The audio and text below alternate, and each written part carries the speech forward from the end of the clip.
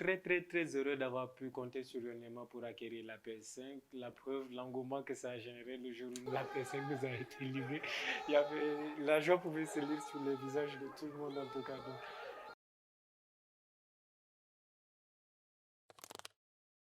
bonjour à tous, je m'appelle Bakary Faye, je suis membre de l'association Sun Games. Au sein de l'association, en fait, je suis chargé de tout ce qui a trait au matériel et surtout aux consoles en général. Il faut savoir que c'est une nouvelle console qui vient de sortir, c'est considéré comme la console de la génération suivante.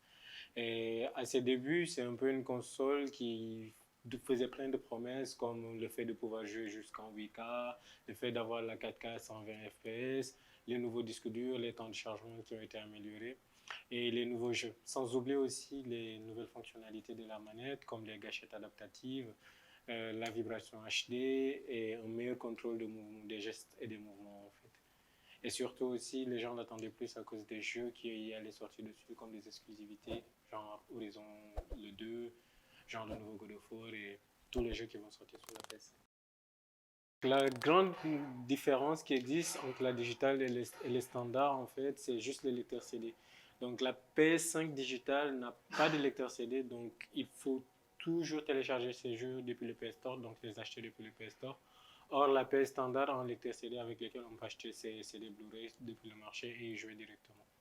Donc l'avantage de la standard par rapport à la digitale, c'est ça se ressent surtout sur le stockage parce que le jeu n'a pas besoin d'être installé sur le disque dur pour pouvoir fonctionner. Il peut déjà se démarrer depuis le disque.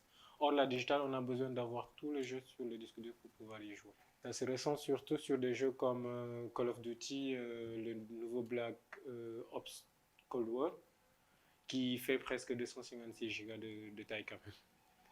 Surtout sur un disque dur de 680 Go sur la digitale comme sur la PS5 avec CD, c'est un poids qui se fait très vite sentir. Personnellement, j'ai pas de console de préférence, même si je dois avouer que je suis plus Nintendo Boy. Donc, la Nintendo Switch, pour moi, si je dois désigner une console de cœur, je dirais que c'est la Nintendo Switch.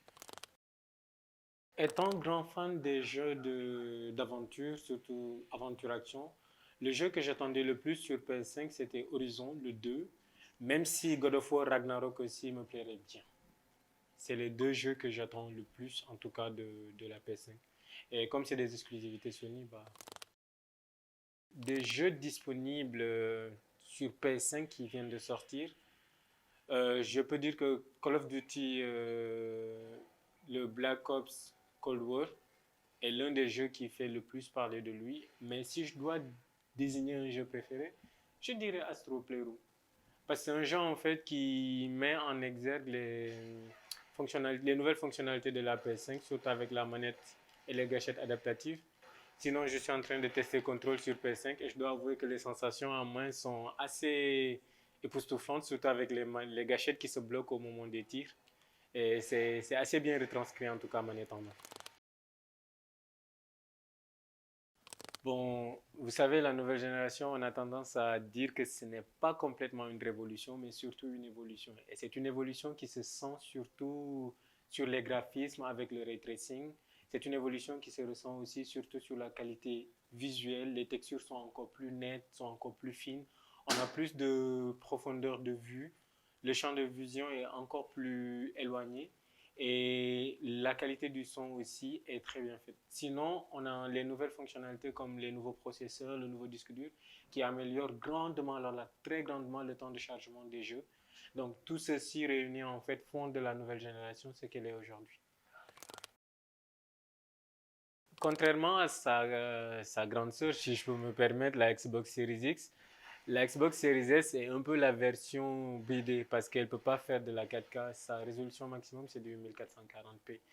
Mais c'est une Xbox All Digital, c'est l'équivalent All Digital de la PS5, même si côté puissance, on peut dire qu'elle est un tout petit peu en dessous. Elle ne permet pas, par exemple, de profiter de toutes les fonctionnalités disponibles sur la Xbox Series X.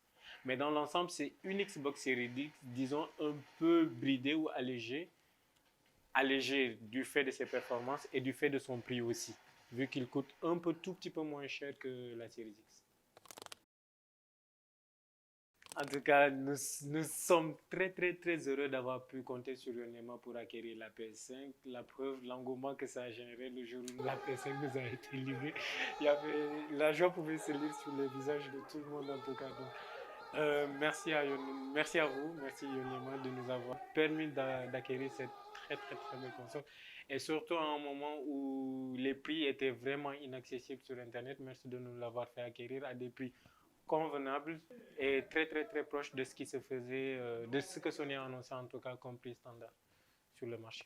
Je tiens à remercier tout le staff Sengame pour tous les efforts consentis en tout cas dans le développement et la promotion de la pratique du jeu vidéo au Sénégal depuis sa forme communautaire jusqu'à sa forme professionnelle, surtout à travers sa traduction par le club Solo eSport. Et je tiens à faire un grand coucou à tous et à tous les utilisateurs aussi des services Yonema, qui est aujourd'hui aussi un service de qualité qui se positionne parmi les leaders de la livraison, en tout cas au Sénégal. Et merci en tout cas pour ce cadeau que vous nous avez fait en nous livrant la PS5 et toutes ces expériences que nous avons eues magnifiques sur la console en elle. Merci.